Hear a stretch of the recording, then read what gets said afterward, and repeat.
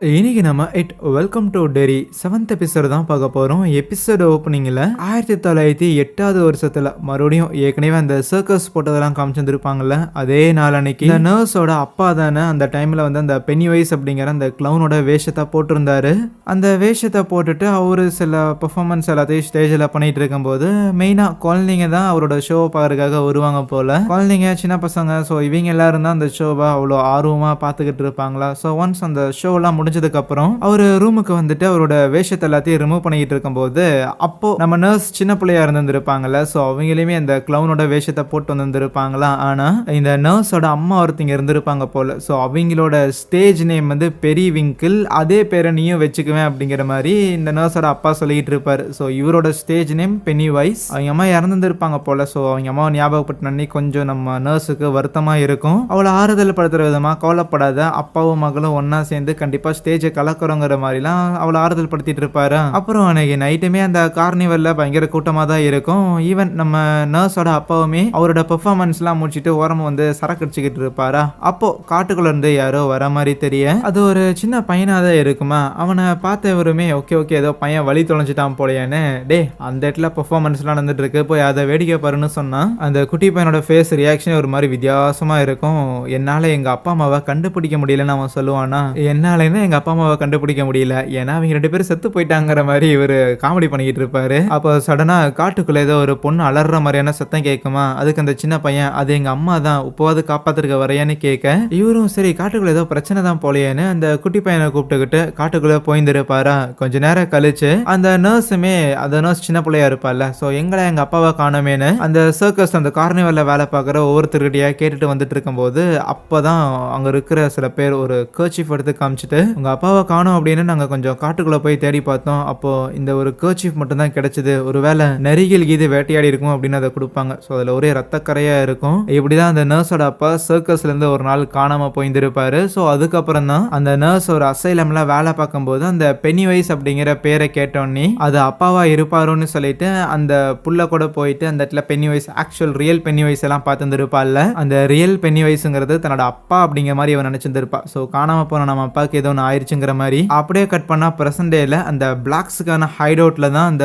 White people எல்லாருமே காரெட்டு வந்துருப்பானுங்கல்ல. வந்தோடனே கலவரத்தெல்லாம் ஆரம்பிக்கல, அதுக்கு பதிலாக ஷெட்டுக்குள்ள வந்துட்டு சரி எங்களுக்கு தேவையான ஒரு விஷயம் இங்கே இருக்குது, அது என்னன்னு உங்களுக்கே ரொம்ப நல்லா தெரியும், அதை மட்டும் ஒப்படைச்சிட்டிங்கன்னா நாங்க எந்த ஒரு பிரச்சனையும் பண்ணாம இங்க இருந்து போயிடும் அப்படின்னு கண்ணை காமிச்சு மிரட்டுவாங்க. பிளஸ் அங்க பார்ட்டி பண்றதுக்காக ஏதோ ஒரு ஒயிட் பொண்ணு வந்துருப்பாளா. ஸோ அவளை தெரிஞ்சவங்களாம் அங்க இருப்பானுங்க நினைக்கிறேன். ஏ பொண்ணு நீங்க என்ன பண்ற, அவளுங்க ஓடுங்கிற மாதிரி அவளை அங்கிருந்து போக வச்சிடறாங்களா. உடனே ஹேலரோன் தான் வந்துட்டு, தம்பி தேவையில்லாமலாம் பிரச்சனை பண்ணிட்டு இருக்காதீங்கப்பா, நாங்கள் எல்லாம் மிலிட்ரி ஆளுங்க சும்மா ஃபன் பண்ணுறதுக்காக சில பேரை கூப்பிட்டுருக்கோம், அவ்வளோதான், ஒன்றுமே இல்லம்பாரா. நீ சொல்கிறது உண்மையாக கூட இருக்கட்டும், ஆனால் அதுக்குன்னு நாங்கள் அதை நம்பணும்னு அவசியம் கிடையாது, வேணும்னா நாங்கள் தேடி பார்த்துக்கிட்டா அப்படின்னு கேட்கும்போது அதுக்கு ஹேலரூனாக இருக்கட்டும் இல்லை அங்கே இருக்கிற மற்றவங்களா இருக்கட்டும் யாருமே ஒத்துக்கிற மாதிரி இல்லையா. ஆனால் இப்படியே போனால் பிரச்சனை பெருசாயிரும்னு ராணியோட அப்பா வெளியில் வந்து அவனுங்கிட்ட சரண்டர் ஆகிற மாதிரி தான் தெரியும். இருந்தாலும் என்னுடைய உன் இஷ்டத்துக்கு வருவேன், உன் இஷ்டத்துக்கு போறியா, அப்போ நாங்கள் இங்கே எதுக்குடா இருக்கிறோன்னு ஹேலரூன் தான் அந்த ராணியோட அப்பாவை தடுத்து நிறுத்துறாப்புல. விஷயம் இல்லாமல ஹேலரூன் இவ்வளோ தைரியமா இல்லை.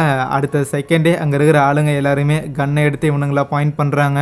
இவனுங்க எல்லாருமே மிலிட்ரியை சேர்ந்தவங்க. ஸோ இவங்க மேலே கை வச்சா கவர்மெண்ட் மேலேயே கை வைக்கிற மாதிரி. உப்ப சொல்லுங்க, அமைதியாக போகிறீங்களா இல்லை உண்மையாலுமே இங்கே கூட சண்டை இழுக்கணுமா அப்படின்னு கேட்கக்குள்ள அவனுக்கு புரியுது, ஓகே இது பெரிய மேட்ரு தான், நமக்கும் சேதாரம் ஏற்பட போகுதுன்னு. ஸோ அதனால ஓகே நாங்கள் வேற வழியில் உங்களை டீல் பண்ணிக்கிறோன்ட்டு அவனுங்களும் வெளியில் போயிடுவானுங்களா. ஹேலரூனுக்குலாம் இந்த ராணியோட அப்பா மேலே காண்டு, என்னடே பண்ணி உள்ள இருக்கிறன்னு தெரிஞ்சிருச்சு, இப்போ அவனுக்கு போயிட்டு வேற ஏதாவது பண்ணிடுவானுங்க, ஏன்டா இப்படி வெளியில வந்து அப்படிங்கிற மாதிரி அவனை திட்டிக்கிட்டு இருக்கவே இவனை இங்கே உள்ளே வச்சுட்டு இருக்க முடியாது, வேற எங்கேயாவது கொண்டு போய் விடணும்னு கதவு நீக்க போறாங்க. ஆனால் கதவு நீக்க முடியல, வெளியில லாக் பண்ணிட்டாங்க. அப்புறம் என்ன வெளியில போனவனுங்க சமாதானமாவா போக போறானுங்க, அப்படியே ஒரு பெட்ரோல் பாம்பை கொளுத்தி உள்ள தூக்கி எறிய ஆரம்பிக்க. ஏற்கனவே அப்படி பிளான் பி ஆப்ஷன்ல யோசிச்சு வச்சுட்டு தான் வந்திருக்கானுங்க போல. ஸோ ஜன்னல் வழியா ஒவ்வொரு பெட்ரோல் பாம்பை தூக்கி எறியும் போது அது ஒரு உடன் ஹவுஸா இருக்கும், பட்டோன்னுமே கொளுத்திக்க ஆரம்பிக்குது. அதான் இவனுங்க கிட்ட பிஸ்டல் இருக்குதுல்ல, அதை வச்சு வெளியில இருக்கிறவங்கள ஷூட் பண்ண ட்ரை பண்ணா அவனுங்க ஏஆர் கன்லாம் வச்சிருந்துருப்பானுங்க, அதை வச்சு அவனுங்க தான் சரமாரியா ஷூட் பண்றானுங்க. பெண்கள் குழந்தைங்கள்னு சொல்லிட்டு எல்லாருக்குமே தீக்காயப்பட ஆரம்பிக்குது. சில பேர் புல்லட் அடியால அங்க சாகுறாங்க. பயங்கரமா புகை மூட்டம் வேற அதிகரிக்க ஆரம்பிக்க, கூட யார் இருக்கிறா பக்கத்துல யார் இருக்கிறா அப்படின்னு எதுவுமே தெரிய மாட்டேங்குது. ஆனா அப்போ நம்ம ஹேலரூனால அங்க இறந்து போன ஒரு சோல்ஜரை பார்க்க முடியுது. அந்த ஒரு ஆன்மாங்கிறது அப்படியே ஒரு பக்கம் போக இவரும் அதையே ஃபாலோ பண்ணிட்டு போகும்போது அந்த ஷெட்ல ஃப்ரிட்ஜ் ஒன்று இருக்குமா, அதை நகர்த்தி வைக்கும் போது அதுக்கு கீழே பேஸ்மெண்ட் மாதிரி ஒரு இடம் இருக்கு போல. இந்த ஃப்ளோரெல்லாம் உடைச்சு விட்டுட்டு அது வழியா எஸ்கேப் ஆகலாம் அப்படின்னு இந்த ஆள் இறங்கிடுவாரு. ஆனா இறங்கும்போது அந்த இடத்துல ஒரு பெரிய கரடியை கொன்னு அதோட தோலை போட்டுக்கிட்டு ஒரு நபர் வர மாதிரி தெரியும். ஹே இங்க பாரு இங்க பாரு அப்படின்னு இவரும் கத்தி கூப்பிடுவாங்களா. அண்ட் அப்போ அந்த ஒரு நபரும் திரும்பி பாக்குறாங்க. அது ஒரு நேட்டிவ் அமெரிக்கன் பிளஸ் அது ஒரு இறந்து போன ஒரு பேய் தான். இதே நேரத்துல அந்த பென்னி வைஸ் அங்க இருக்கிற ஒரு லேடி கிட்ட ஜாலியா குச்சு குச்சு வந்துட்டு, என்ன புள்ள உயிர் தப்பிக்கணுமா, நான் வேணும்னா உனக்கு உதவி பண்ணட்டுமான்னு கேட்டவனும் அடுத்த செகண்டே அவளோட கழுத்தை கடிச்சு ரத்தம் குடிச்சுக்கிட்டு இருக்கு.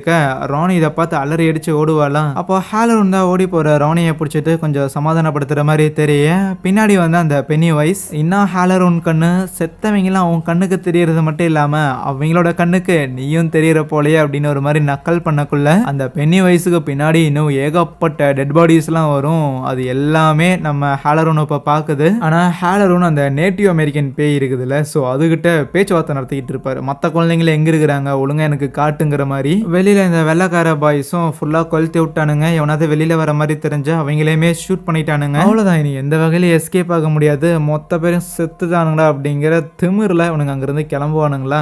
ஹாலரூன் முடிஞ்ச அளவுக்கு ராணியோட அப்பா அப்புறம் அந்த வில்லுன்னு சொல்லி 3 பேரையும் வெளியில அனுப்பிச்சுட்டுருவாரு. அதுக்கப்புறம் மற்ற பசங்களையும் காப்பாத்துறதுக்கு முயற்சி பண்ண அப்படி வெளியில வந்த வில் ராணியோட அப்பான்னு சொல்லிட்டு வேற எதுவுமே பண்ண முடியாம நிர்கதியா இந்த ஒரு கொடூரத்தை பார்த்துக்கிட்டு இருப்பாங்க. அதுவே எரிஞ்சுக்கிட்டு இருக்கிற அந்த ஷெட்ல ரிச்சும் மார்ஜும் எப்படியாவது தப்பிக்கணும், ஏன்னா ரூஃப் எரிஞ்சு மேலே விழுந்துச்சுன்னா மொத்தமா காலின்னு அங்க இருக்கிற ஒரு பொட்டியை பார்த்துட்டு சரி இந்த ஒரு பொட்டிக்குள்ள போய் 2 பேரும் ஒளிஞ்சுக்கலாம் அப்படின்னு தான் நினைக்கிறாங்க. ஆனா ஒன்ஸ் மார்ஜ் உள்ள உட்காந்ததுக்கு அப்புறம் இந்த ரிச் பையனால உள்ள போகிற மாதிரி தெரியல, அது அவ்வளவு பெருசா இல்ல. அதனால அவன் என்ன பண்ண போறான்னு தெரிஞ்சுக்கிட்டு மார்ஜ் வெளியே வர பாக்குறதுக்குள்ளேயே அப்படியே அந்த பொட்டியை க்ளோஸ் பண்ணி அந்த பொட்டி மேல நம்ம ரிச் ஏறி படுத்துக்கிறான். இங்க வேற அவசரப்பட்ட இதை பொட்டியை நீக்கணும்லாம் முயற்சி பண்ணிட்டு இருக்காத, ரூஃப் வந்து இடிஞ்சு விழுக போகுது, அதனால சேஃபா இருக்கிறது தான் பெட்டர் ஆப்ஷன். எனக்கு என்ன ஆனாலும் பரவாயில்ல, ஆனா நான் உன்னை ப்ரொடெக்ட் பண்ணணும், அதுக்காக மட்டும்தான் அதை நான் பண்றேன், உனக்கு ஞாபகம் இருக்கா அப்படின்னு சொல்லிட்டு அவன் முதல்ல மார்ஜை பார்த்தது. ஸோ அவனுக்கு மார்ஜ் மேல இன்ட்ரெஸ்ட் வந்துச்சுங்கிற விஷயம், மார்ஜ் அவன் எப்படி ரசிச்சான் அப்படிங்கிற எல்லாத்தையுமே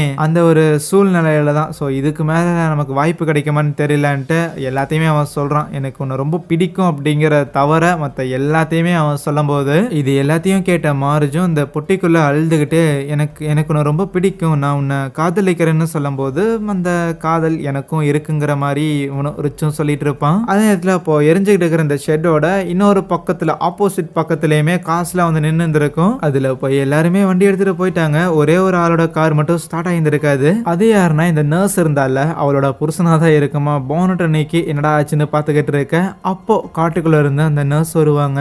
ஏற்கனவே அந்த கிளவுனோட வேஷத்தை அவ போட்டிருந்திருப்பாள். ஸோ அப்படி காட்டுக்குள்ள இருந்தவ தன்னோட ஹஸ்பண்ட் அங்க இருக்கிறத பார்த்துட்டு கிட்ட வரும்போது அவன் ஈஸியாவே ரெகனைஸ் பண்ணிடுறான் தன்னோட ஒய்ஃப் தான் இதுன்னு. ஏய் என்னடி கோலம் இது, முதல்ல மூஞ்சில இருக்கிற மைய அழிச்சிட்டு ஒழுங்கா வீட்டுல ஏதாவது வேலை இருந்தா அதை போய் பாருன்னு திட்டிட்டு இருக்கும் போது சடனா பின்னாடி வந்த பென்னி வைஸ் அப்படியே அவன் தலைய ஸ்லைஸ் பண்றான். தலைய ஸ்லைஸ் பண்றதுலாம் ஒரு பக்கம், ஆனா அப்படி தலைய ஸ்லைஸ் பண்ணி அதை எடுத்து அப்படியே கடிச்சு அவன் சாப்பிடுவான் பார்க்கணும். இப்படி நடக்கிறத எல்லாத்தையுமே பார்த்துக்கிட்டு இருந்தும் அந்த நர்ஸ் அங்கிருந்து நகரவே இல்லை. ஏன்னா பென்னி வைஸ் தான் தன்னோட அப்பாங்கிற மாதிரி அவன் நினைக்கிறாள்ல. அங்கதான் இன்னொரு மேட்டரும் ரிவீல் ஆகுது. ராணியோட அப்பா இங்கதான் ஒளிஞ்சிருக்காங்கிற விஷயம் வெளியில தெரிய வந்துச்சுன்னா கண்டிப்பா ராணியோட அப்பாவை போட்டு தள்ளுறதுக்காக இவனுங்க எல்லாரும் வருவானுங்க. இவனுங்க எல்லாரும் வந்தானுங்கன்னா இந்த இடத்துல ஒரு பெரிய கலவரங்கிறது வெடிக்கும். அப்படி ஒரு பெரிய கலவரம் ரத்தம்லாம் அதிகமா சிந்துச்சுன்னா அந்த இடத்துக்கு டெஃபினட்டா இந்த பென்னி வைஸ் வருவான். அதாவது அது பேசிக்கா பென்னி வைஸ் தான், ஆனா இவளை பொறுத்த வரைக்கும் அது தன்னோட அப்பா வருவாரு. தான் அப்பாவை திருப்பி வர வைக்கிறதுக்காக தான் இவ ஆக்சுவலி ராணியோட அப்பா இங்க இருக்கிறாருங்கிற விஷயத்த போட்டு கொடுத்துருக்கா. இத்தனை பேர் இங்க சாகருக்கு முதல் முக்கிய காரணங்கிறதே இவ தான். அந்த பென்னி வயசுக்குமே இந்த நர்ஸோட அப்பாவோட மெமரிஸ்ல இருக்கும் போல. ஸோ அவகிட்ட சின்ன வயசுல அவங்க அப்பா எப்படி பேசுவாங்களோ அதே மாதிரி பேசி நான் தான் அவனோட அப்பாங்கிற மாதிரி கட்டி பிடிச்சி பாசமலையெல்லாம் பொழிஞ்சிட்டு சரி புள்ள அப்பா இப்போதைக்கு கிளம்புறாரு, கிளம்பி போய் நல்லா தூங்கிட்டு அதுக்கப்புறம் வருவாராமா அப்படின்னு அங்கிருந்து போக பார்த்தா இவ விட மாட்டேங்கிறா. என்னை தனியா விட்டுறாதீங்க, இதுக்கு முன்னாடி என்னை எப்படி விட்டுட்டு போனீங்களோ அந்த மாதிரி விட்டுட்டு போயிடாதீங்க அப்படின்னு அவ சொல்லக்குள்ள பென்னி வயசுக்கு கோவம் வந்துடும். அப்படியே ஒரு மாதிரி முகத்தை வச்சுக்கிட்டு அவளை திரும்பி பார்க்கக்குள்ள அங்கதான் அந்த நர்ஸுக்கு ரியலைஸ் ஆகுது. இல்ல இல்ல இந்த மாதிரியான ஒரு முகம் இது எங்க அப்பாவோடதே கிடையாது, நீ எங்க அப்பாவே இல்லன்னு சொல்லுவாளா? கிடையாதுடி, நான் தான் உங்க அப்பா, நான் தான் உன்னோட அப்பான்னு சொன்னா. இல்ல இல்ல கண்டிப்பா நீ அப்பாவை இருக்க வாய்ப்பு இல்லை, எங்க அப்பாவை நீ என்னடா பண்ண?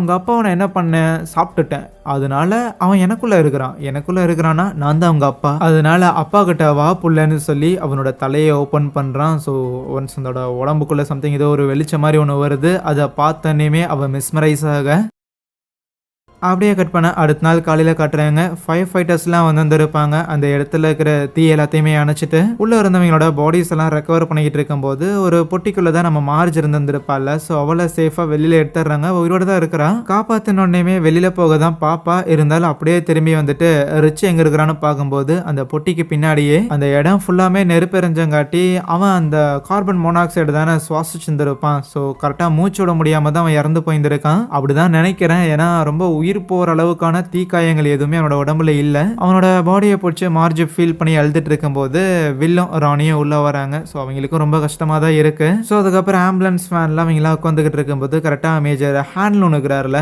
அவரு வந்தோடனே வில்ல பார்த்துட்டு அப்படியே அவனுக்கு எதுவும் ஆகலைன்னு கொஞ்சம் சந்தோஷப்படுறாரு. மேஜர் ஹேண்ட்லூன் அங்க வந்ததை பார்த்தோன்னே ஆர்மி ஆளுங்க மேஜர் ஹேண்ட்லூனை கூப்பிட, அதுவே ராணி வில்லோட அம்மா கிட்ட எங்க அப்பா இங்கதான் காட்டுக்குள்ள இருக்கிறாருன்னு சொல்லிட்டு அவங்கள காட்டுக்குள்ள தனியா கூட்டிட்டு போக, அதுவே நம்ம ஹேலரும் நேத்து நைட்டு பார்த்த அந்த காட்சிகள்ல இருந்து அவர் இன்னுமே மீண்டு வரவே இல்லை. அதே பயத்தோட பயங்கர ஹைப்பரா உட்காந்துருப்பாரா. மேஜர் ஹேண்ட்லோன் கிட்ட வந்துட்டு யோ நல்லா தானே இருக்கிறேன்னு கேட்டா, இல்ல இல்ல நான் நல்லா இல்ல, அது எல்லாமே என்கிட்ட பேசுதுங்கிற மாதிரி ஒரு மாறு இருப்பாரு. ஏன்னா அந்த டிரைனேஜுக்குள்ள போனதுல இருந்தே அவரு செத்தவங்க கூட எல்லாம் பேசுறாரு, செத்தவங்களை பாக்குறாருங்கிறதெல்லாம் இருக்கட்டும். ஆனா நேத்து தான் அந்த இறந்து போன அந்த நேட்டிவ் அமெரிக்கன் கூட அவரு பேசி இருந்திருப்பாரு. ஸோ அவரு செத்தவங்க கிட்ட பேசினாங்காட்டி அந்த செத்து போனவங்க எல்லாரும் ஓ இவன் நம்மளை பாக்குறான்டா அப்படின்னு சொல்லிட்டு நம்ம ஹேலரன் கூட பேச ஆரம்பிச்சிருந்திருப்பாங்க. இப்போ செத்தவங்க எல்லாருமே தங்கிட்ட பேசுறாங்க அப்படிங்கிறது தான் அவரால் லைக் ஒண்ணுமே பண்ண முடியாம அப்படியே உட்காந்துருப்பாரு பேய் அரைஞ்ச மாதிரி. அந்த கர்னலும் அங்கதான் இருப்பான். நம்ம மேஜர் ஹேண்ட்லும் அந்த கர்னலை தனியா கூட்டிட்டு போயிட்டு சரி இந்த ஆள் என்ன பண்றது, பேஸுக்கு திருப்பி கூட்டிட்டு போயிடலாமா அப்படின்னு பேச ஆரம்பிச்சா. தனியா உட்காந்துக்கிட்டு இருந்த ஹேலரும் அவரோட கண்களுக்கு தெரியுற அந்த பேய்கிட்ட எல்லாம் பேச ஆரம்பிக்கிறாரு.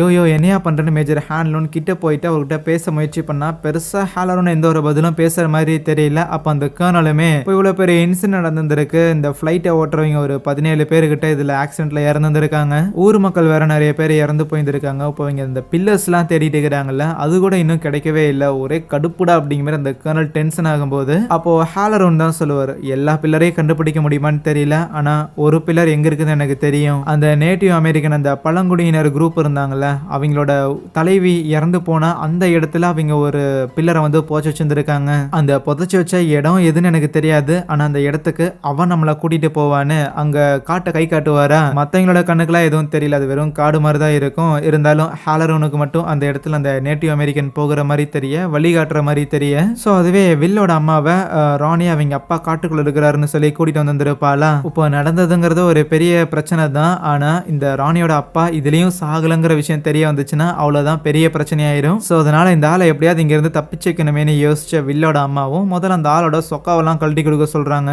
அதுக்கப்புறம் வில்லோட அம்மா நம்ம மேஜர் ஹேண்ட்லூன் கிட்ட வந்துட்டு இப்படி ராணியோட அப்பாவை அடுத்து என்ன பண்ணலான்னு கேட்டா, ஊருக்குள்ள நம்ம ஒரு வீட்டுல ஸ்டே பண்ணியிருந்தோம்ல அங்க ஸ்டே பண்ண வைக்கலாம்னு சொல்லும் போது யோ என்னையா பேசுறங்கிற மாதிரி தான் அவங்க ஒய்ஃபோட ரியாக்ஷன் இருக்கும். இருந்தாலும் ஹேலரோன் கொடுத்த டீடைல்ஸ் எல்லாம் வச்சு பார்க்கும்போது மேபி அந்த பென்னிவைஸ் அந்த இட் அப்படிங்கிற அந்த ஒரு கிளவுன்ல அந்த ஒரு பீயிங் வந்து ஏதோ ஒரு ஹைபர்னேஷன் மாதிரி கொஞ்ச நாள் தூங்குறதுக்காக போயிருந்திருக்கு போல. ஸோ அதனால எந்த ஒரு பிரச்சனையும் வராது. ஆனா ஒன்ஸ் இந்த ஒரு மிஷன் கம்ப்ளீட் ஆனோடனே இந்த டவுன் பக்கம் இந்த இடத்த பக்கம் நம்ம தலை வச்சு கூட பழக மாட்டோம், இங்க இருந்து எஸ்கேப் ஆகுறோம், என்ன புரியுதா அப்படிங்கிற மாதிரி அவங்கள கன்வின்ஸ் பண்றாங்க. ஏன்னா வில் லிட்டரலி இங்க இறந்து போறதுக்கான எல்லா வாய்ப்புகளும் இருந்திருக்குல்ல. ஸோ அதனால இனிமேலும் இங்க இருக்கணுமா அப்படிங்கிற மாதிரியான ஒரு பெரிய கேள்விங்கிறது வில்லோட அம்மாக்கு இருக்கு. இதெல்லாம் நடந்துகிட்டு இருக்கிற அதே நேரத்துல நம்ம லில்லி புள்ள இருக்கிறாள். ஸோ வீட்டில தான் இருந்திருப்பா போல. பேரலா ரேடியோ வாய்ஸ் ஓவர் வேற ஓடிக்கிட்டு இருக்கும். இந்த மாதிரி நம்ம ராணியோட அப்பா அந்த ஹைடவுட்ல நடந்த ஆக்சிடென்ட்ல ஃபயர் ஆக்சிடென்ட்ல அவருமே இறந்து போயிட்டாரு, இவ்வளவு மரியாதையாலாம் சொல்லியிருக்க மாட்டாங்க. அந்த சின்ன பசங்களெல்லாம் கொலை பண்ண கொலகாரன் அவனுமே தப்பிச்சு போயிருந்தான்ல, அவன் வந்து இறந்து போயிட்டானாமா. அவனோட எரிஞ்சு போன துணிகள் எல்லாமே போலீஸ் மீட் எடுத்திருந்தாங்க. ஸோ அவனோட கேஸ் வந்து க்ளோஸ் ஆயிடுச்சுங்கிற மாதிரி ஸ்டேஷன்ல ராணியோட அப்பா அந்த எரிஞ்சு போன துணி எல்லாம் இருக்கும்ல அது எல்லாத்தையும் ஒரு பொட்டிக்குள்ள போட்டு கேஸ் க்ளோஸ் ஆயிடுச்சுங்கிற மாதிரி அது எல்லாத்தையுமே பூட்டி வச்சிடறாங்க. இன்னொரு பக்கம் இந்த நேட்டிவ் அமெரிக்கன் குரூப் மறுபடியும் இன்னொரு மீட்டிங்கை போட்டிருந்திருக்காங்க. இப்போ ரோஸ் தான் இந்த மாதிரி அந்த பென்னிவைஸோட இப்போதைய வேட்டைங்கிறது நிறைவடைஞ்சிருக்கும், அது திருப்பியும் அடுத்த 27 வருஷத்துக்கு தூங்க போயிருந்திருக்குது. இந்த தடவை அது கொலை பண்ண பசங்கள்ல சின்ன பசங்களோட எண்ணிக்கை மட்டும் 17 பசங்க. ஸோ 17 குழந்தைங்களை அது சாகடிச்சிருந்திருக்கு. என்னதான் இது இவங்களுக்கு வம்சாவளியா அந்த விஷயம் தெரிஞ்சிருந்தாலுமே அந்த வருத்தங்கிறது இருக்க தான் செய்யும். அப்படி குழந்தைங்களாம் சாகுறாங்களே, நம்மளால எதுவுமே பண்ண முடியலையே, விஷயம் தெரிஞ்சுக்கிட்டும் எதுவும் பண்ண முடியலையேன்னு. இருந்தாலும் அங்க இருக்கிற சில பேருக்கு நம்ம ரோஸ் தான் ஆறுதல் படுத்துறாங்க. நம்ம முன்னோர்கள் அந்த பில்லர்ஸை ஊர் முழுக்க சுத்தி வச்ச காரணத்தால தான் இந்த பென்னிவைஸோட ஆட்டங்கிறது இதோட இந்த ஊரோடவே இருக்குது. வெளியே வேற எங்கேயும் போகல. மற்ற ஊர்ல இருக்கிற எல்லாரையும் நம்ம காப்பாற்ற செய்றோம். அதனால கொஞ்சம் பேரை நம்ம இழக்கிறது மூலமா நிறைய பேரை காப்பாத்துறோம்ல, இவ்வளோ கில்ட்டா ஃபீல் பண்ணோங்கிற அவசியம் கிடையாதுன்னு பேசிட்டு இருக்கும்போது அதுல ஒரு நபர், சரி அப்புறம் என்ன, அடுத்த 27 வருஷம் கழிச்சு ஒரு மீட்டிங் போடுவீங்க, அன்னைக்கு வரேன்ட்டு அங்கிருந்து கிளம்ப. இன்னொரு பக்கம் ஆஃபீஸர்ஸ் எல்லாருமே நம்ம ஹாலரோன் சொன்ன இடத்துல அங்க வந்து தோண்டிக்கிட்டு இருப்பாங்களா. ஜெனரல் ஸ்ட்ராவும் அந்த சைட்டை பாக்குறதுக்காக வந்திருப்பாரு. வந்தவர் டென்ட்ல இருக்கிற ஹாலரோனை போய் பார்த்தா ஹாலரோன் அந்த ஆளைய பிடிச்சி திட்ட ஆரம்பிக்கிறானா. அதுக்கப்புறம் திட்டிட்டு கொஞ்சம் காம் ஆனணும், சாரி சார், ஒரு மாதிரி தலை ஃபுல்லா கிர்ன்னு இருக்குது, சுத்தமா அப்படியே அமைதியே இல்லாம குரல் கேட்டுக்கிட்டே இருக்குது, என்னால முடியலன்னு புலம்பும் போது ஜெனரல் ஸ்ட்ராவும் அதை புரிஞ்சுக்கிறாரு. ஒன்றும் பிரச்சனை இல்லடா, ரெஸ்ட் எடுக்கணும்னா பேஸுக்கு வாங்குற மாதிரி சொல்லிட்டு அங்கிருந்து போனா ஹாலரோனோட கண்ணுக்கு அந்த நேட்டிவ் அமெரிக்கன் அதே இடத்துல நின்றுக்கிட்டு உனக்கு குறுகுறுன்னு பாக்குற மாதிரியே தோணுது. இப்போ ஊருக்குள்ள மேஜர் ஹான்லூன் தங்கியிருந்த வீட்டுல தான் இப்போ இந்த ராணியோட அப்பா அப்புறம் வில்லோட அம்மாவும் 3 பேர் இருக்கிறாங்க.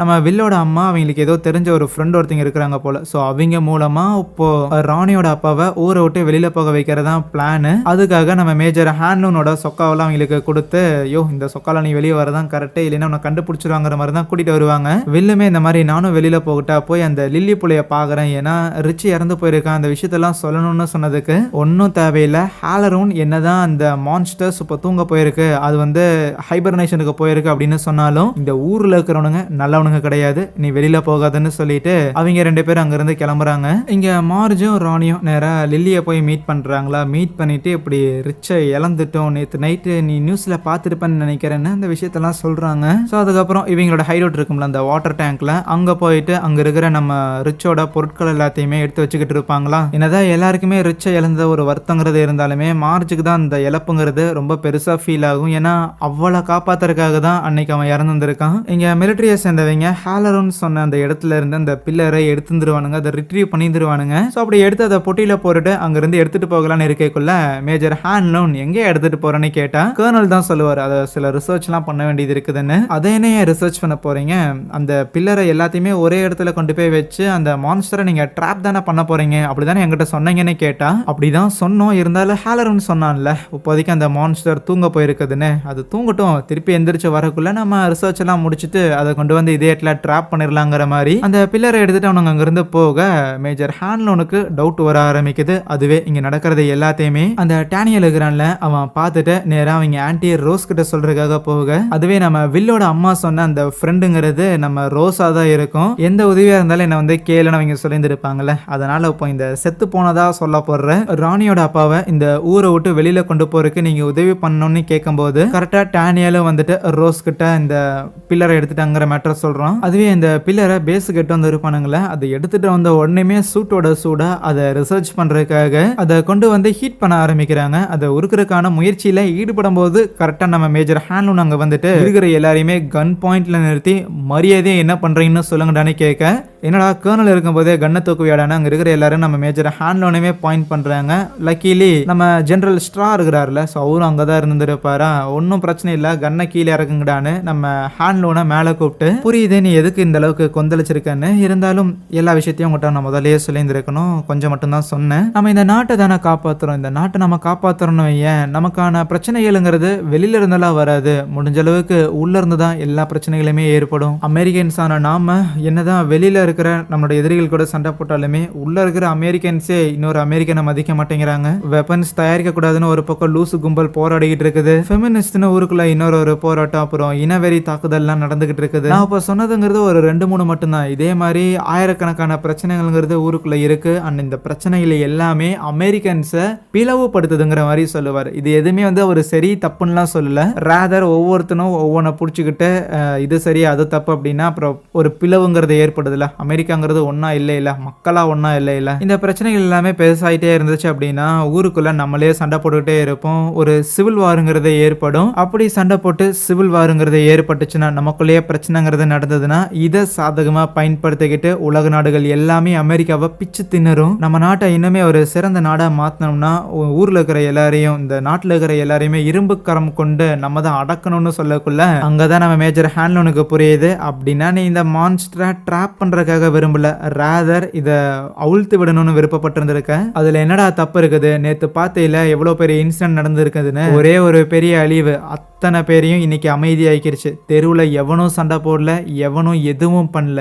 ஏன்னா பயம். அதுக்குன்னு ஒவ்வொரு சில வருஷத்துக்கும் அமெரிக்காவில் இருக்கிற எத்தனை குழந்தைங்க சாகிறதுன்னு ஹேண்ட்லூன் கேட்டா செத்துட்டு போறாங்க மேஜர். ஒரு சோல்ஜர் மாதிரி பேசுங்க, ஒரு மிலிட்டரிக்கார மாதிரி பேசுங்க. ஒரு பெரிய விஷயத்த பண்றதுக்காக ஒரு சின்ன விஷயத்த இழக்கிறதுங்கிறது தப்பு இல்லைன்னு சொல்லிட்டு அந்த பில்லரை உருக்கிறதுக்கான பெர்மிஷனுங்கிறத கொடுக்குறாங்க. ஸோ அந்த பில்லரை உருக்கிறதுனா லைக் அதை உடைக்கிற மாதிரி, பிரேக் பண்ற மாதிரி, இல்லை அழிக்கிற மாதிரி அந்த மாதிரி வச்சுக்கோங்க. ஆனா இதுக்கு நான் அலோவ் பண்ண மாட்டேன்னு ஹேண்ட்லூன் அந்த ஜெனரல் ஸ்ட்ராவ் மேலேயே கன்னை வச்சா கரெக்டாக கர்னல் பின்னாடி வந்து நம்ம ஹேண்ட்லூன் மேலே கன்னை வைக்கிறான். அப்புறம் என்ன ஒன்றும் பண்ண முடியாது. அந்த பில்லரை அந்த நெருப்புக்குள்ள அவங்க போடுறாங்க, அதை உருக்க ஆரம்பிக்கிறாங்க. ஜெனரல் ஸ்ட்ராவுமே ஹேண்ட்லூன் கிட்ட நீ இதை கண்டுபிடிக்கிறதுக்கு எங்களுக்கு உதவி பண்ணியிருக்க, ரொம்ப நல்லதா போச்சு, இப்போதைக்கு நீங்க இருந்து சேஃபா கிளம்பு சரியானு ஹேண்ட்லூனை போக சொல்லிட்டு அந்த கர்னல் கிட்ட ஹேண்ட்லூன் உயிரோட இந்த பேஸை விட்டு போக கூடாதுன்னு சொல்லுவாரா. இப்போ அப்படி அந்த ஊரோட ட்ரைனேஜுக்குள்ள காட்டுறாங்க. கொலை பண்ணி போட்டு வச்ச எல்லா பாடிஸும் அங்கதான் இருக்கும். அதுக்கு நடுவில் அந்த பென்னி வைஸ் தூங்கிக்கிட்டு இருக்கிற மாதிரி தெரிய கண் விழிக்குது. இங்கே அதுவே நம்ம வெளில இருக்கிறான்ல, அவன் டவுனில் தானே இருக்கிறான். அப்போ ஒரு கால் ஒன்று வரும். யாரான்னு பார்த்தா அது ராணியாக இருக்கும். உன்னை